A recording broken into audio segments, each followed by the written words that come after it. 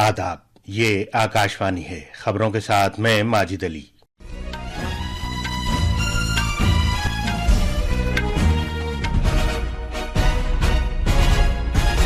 वज़ीर आज़म नरेंद्र मोदी ने जोर देकर कहा है कि पहलगाम दहशतगर्दाना हमले के लिए जिम्मेदार अनासिर और इसकी साजिश रचने वालों को मुंह तोड़ जवाब दिया जाएगा। जनाब मोदी ने मुतासिरा कुनबों को यकीन दिलाया कि इंसाफ किया जाएगा।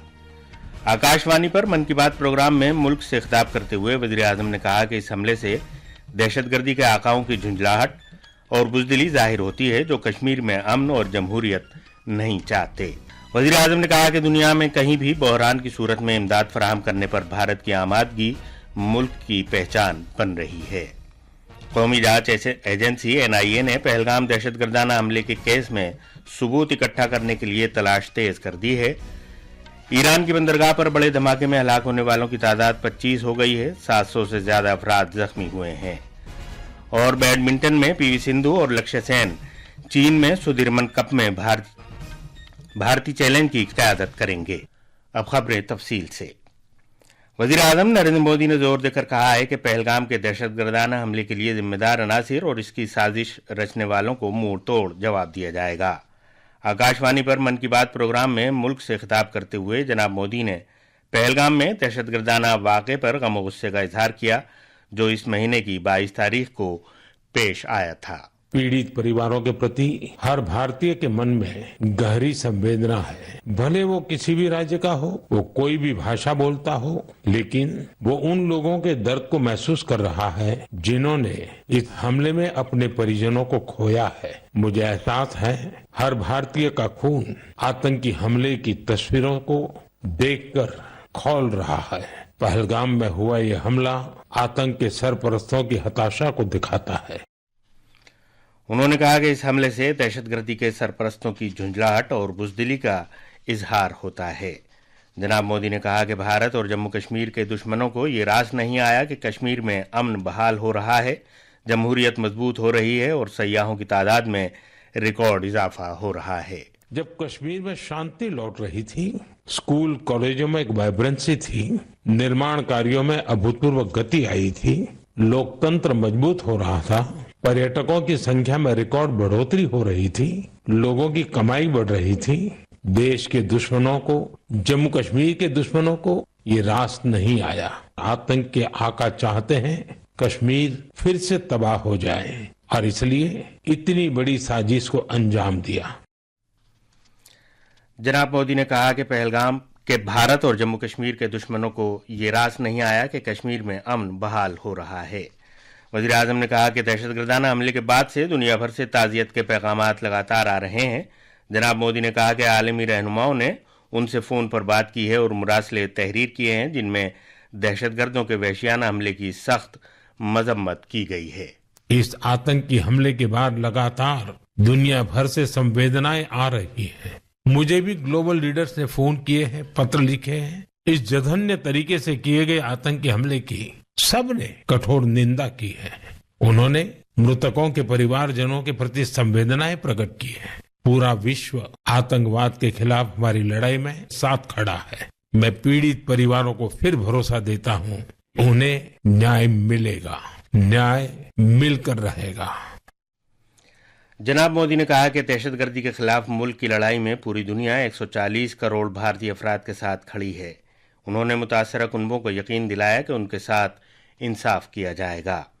वज़ीर आज़म ने डॉक्टर के कस्तूरी रंगन को खिराज अकीदत पेश किया, जिनका 2 दिन पहले इंतकाल हुआ है। उन्होंने कहा कि मुल्क ने एक अजीम साइंसदान खो दिया है। जनाब मोदी ने इस बात को उजागर किया कि अप्रैल के महीने में आर्यभट्ट सैटेलाइट के लॉन्च को 50 साल मुकम्मल हो रहे हैं। जनाब मोदी ने कहा कि भारत चांद के कुतुब जुनूबी पर पहुंचने वाला पहला मुल्क बना है। उन्होंने इस बात को भी उजागर किया कि भारत ने मरीख से मुताल्लिक ऑर्बिटर मिशन लॉन्च किया है और वो आदित्य L1 मिशन के जरिए सूरज के करीब पहुंच गया है।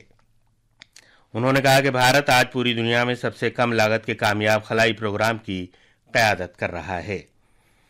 वज़ीर आज़म ने मन की बात के इस नशरिये में इथोपिया में रहने वाले गैर मुकीम भारतीय अफराद की उन इख्तराई कोशिशों का जिक्र किया जो वो इलाज के लिए बच्चों को भारत भेजने के लिए कर रहे हैं। ये बच्चे पैदाइश से ही दिल के अमराज में मुब्तला हैं। انہوں نے کہا کہ وہاں بھارتی کنبے اس طرح کے کئی بچوں کی مالی مدد بھی کر رہے ہیں۔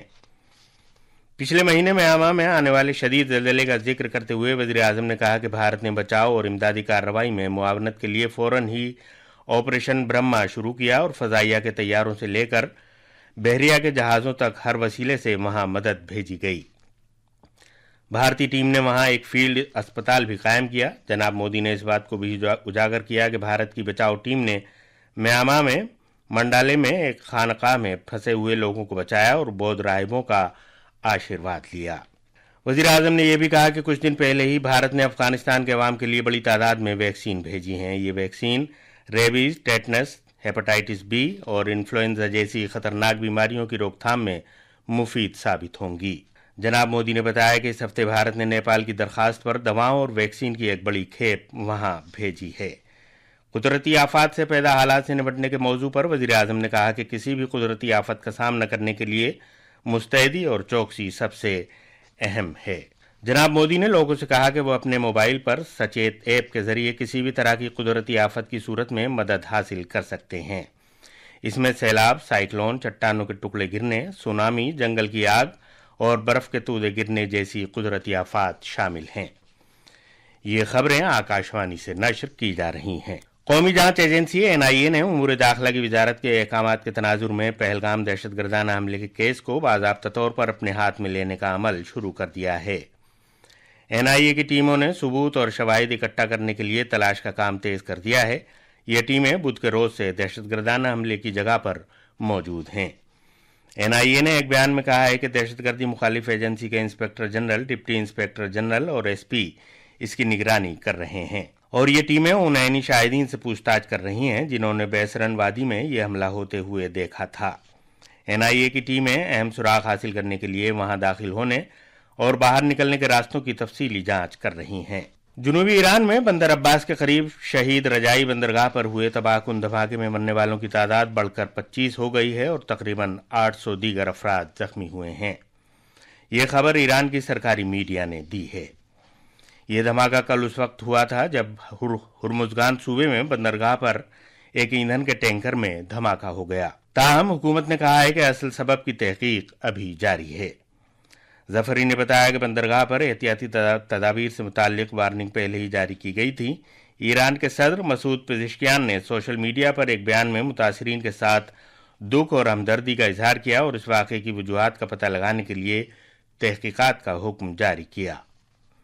انہوں نے کہا کہ وزیر داخلہ کو جائے حادثہ پر ان کے خصوصی نمائندے کے طور پر بھیجا گیا ہے تاکہ وہ اس واقعے کی تحقیقات کر سکیں۔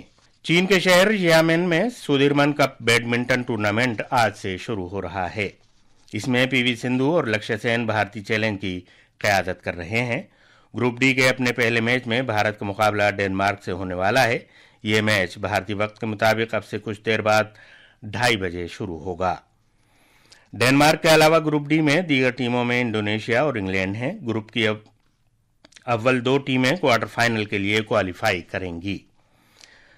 ستوک سائراج رنکی ریڈی اور چراغ شیٹی کی مردوں کے ڈبلز کی عالمی نمبر 11 بھارتی جوڑی اس ٹورنامنٹ میں فٹنس کی وجوہات سے نہیں کھیل رہی ہے۔ اور آخر میں خاص خبروں کی سرخیاں ایک بار پھر۔ وزیر اعظم نریندر مودی نے زور دے کر کہا ہے کہ پہلگام دہشت گردانہ حملے کے لیے ذمہ دار عناصر اور اس کی سازش رچنے والوں کو منہ توڑ جواب دیا جائے گا۔ آکاشوانی پر من کی بات پروگرام میں ملک سے خطاب کرتے ہوئے وزیر اعظم نے کہا کہ اس حملے سے دہشت گردی کے آقاؤں کی جھنجھلاہٹ اور بزدلی ظاہر ہوتی ہے۔ وزیر اعظم نے کہا کہ دنیا میں کہیں بھی بحران کی صورت میں امداد فراہم کرنے پر بھارت کی آمادگی ملک کی پہچان بن رہی ہے۔ قومی جانچ ایجنسی NIA نے پہلگام دہشت گردانہ حملے کے کیس میں ثبوت اکٹھا کرنے کے لیے تلاش تیز کر دی ہے۔ اور بیڈمنٹن میں PV سندھو اور لکشیہ سین چین میں سدھیرمن کپ میں بھارتی چیلنج کی قیادت کریں گے۔ اس کے ساتھ ہی خبروں کا یہ بلیٹن ختم ہوا۔